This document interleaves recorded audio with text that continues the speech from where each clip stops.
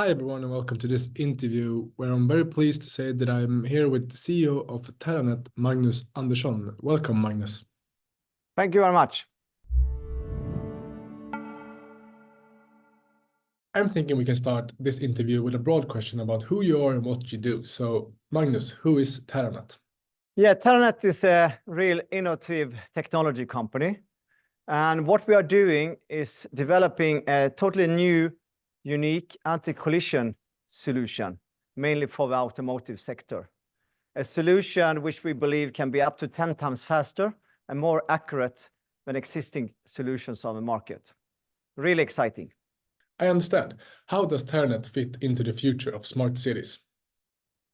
Yeah, there's a lot of talk about smart cities, and that's very valid because cities are getting more and more complex.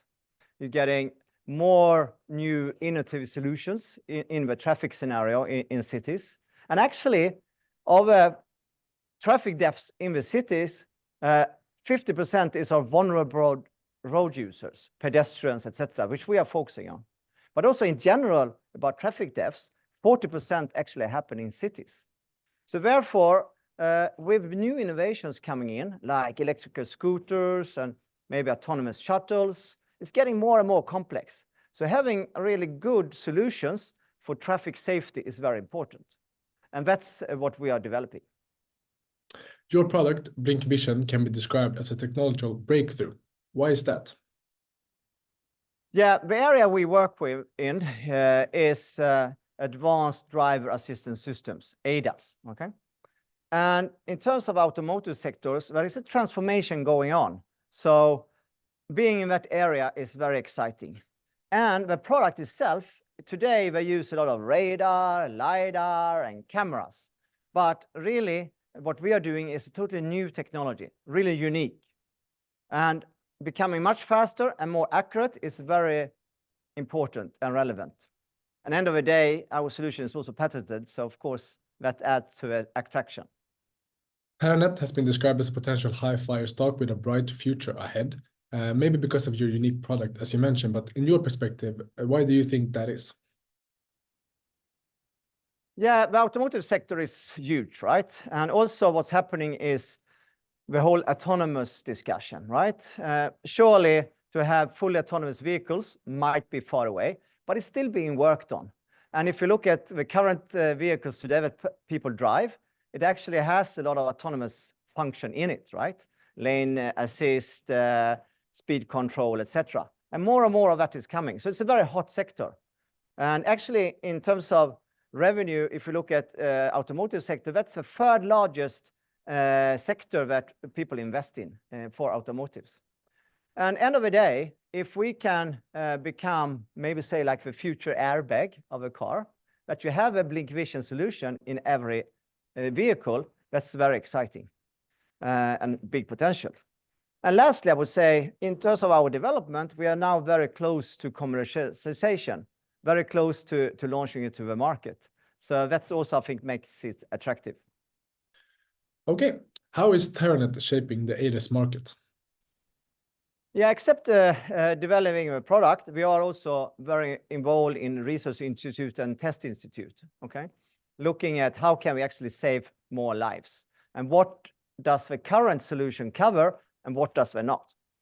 And therefore, we also work with institutes in Sweden like test track like Asta Zero, which is owned by the Swedish government RISE, and also the rating institute EuroNCAP, and working together with them to really see what should be the requirements for the future, what's possible with new technology.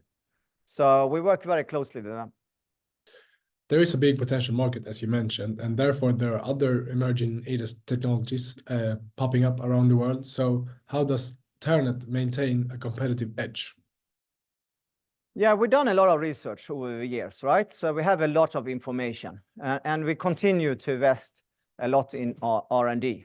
But also now when we're getting closer to launching a product on the market, we also work closer with automotive manufacturers and tier one suppliers, really getting the solution implemented in the car. So we work very close to the market.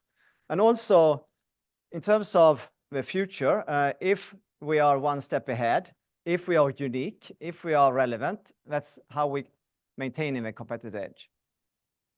If we look outside the automotive sector, can you elaborate about how Terranet's technology might be implemented in autonomous systems beyond the automotive sector?